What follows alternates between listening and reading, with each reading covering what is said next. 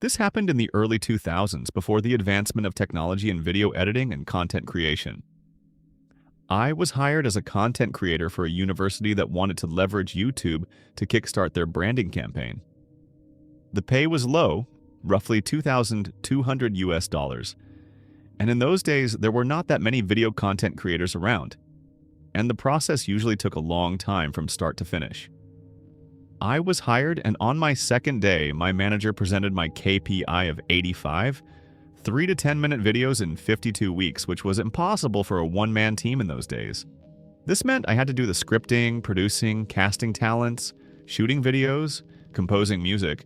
They were too cheap to pay for a royalty-free, music subscription, and editing, all of which I had to use my own equipment and software because their cameras and computers were so old.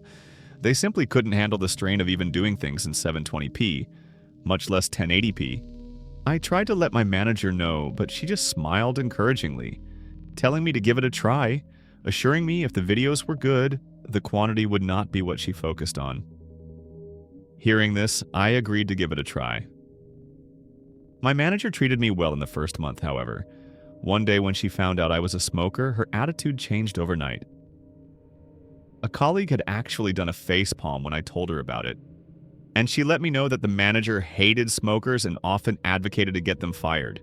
She started nitpicking me on everything, from smelling like cigarette smoke after my breaks, coming in 5 to 10 minutes late despite doing more than 4 hours of overtime daily, not being contactable during break times. The list goes on. But I soldiered on because I just wanted to do the work and do it well. 5 months in, I was called into the director's office where I saw my manager putting on her best displeased but gleeful face, and I felt my stomach drop. The director told me that she was disappointed because she had heard that I was falling behind on my work, and it was already halfway through the year, and I had only completed 30 out of my 85 videos. I tried to explain that I had been working my butt off on these videos. I literally worked 6 days out of the week, over 60 hours just to do what needed to be done, and that being a one-man army made things impossible, and also the fact that the videos I had put up grossed the highest views ever on their YouTube page. I also recounted how my manager said that she was looking for quality videos over quantity.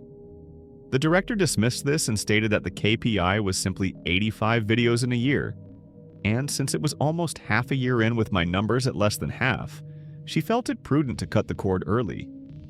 I asked how would they even meet the KPI if they were to fire me now. My manager had snorted, saying, "We'll find a professional production house to finish your work."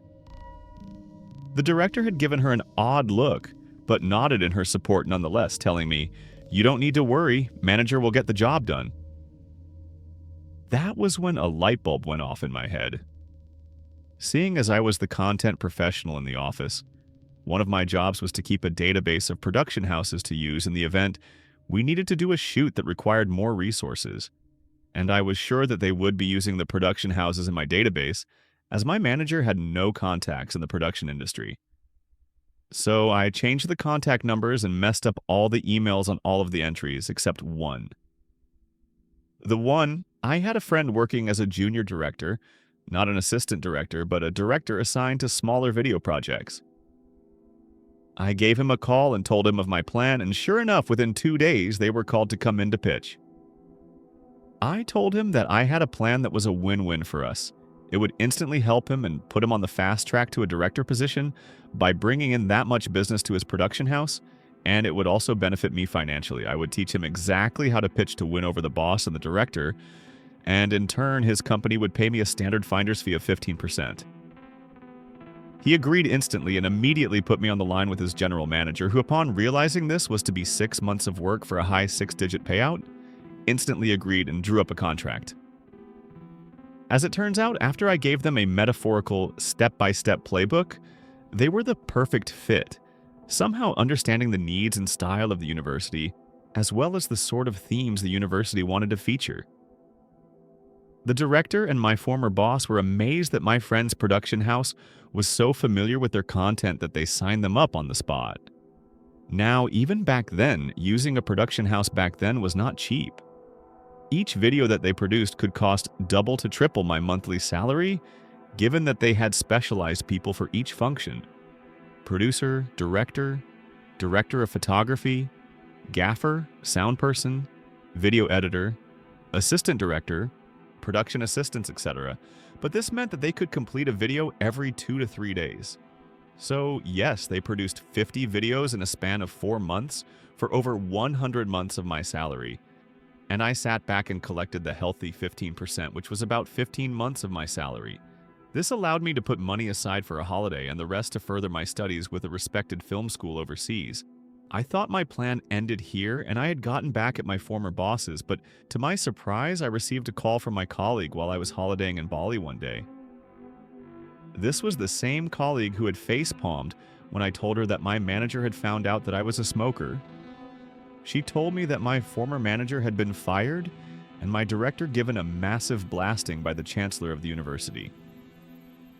The content creation project which I was hired for was only given a budget equating to about 1.5 years of my salary, and they had exceeded that budget by over 10 times.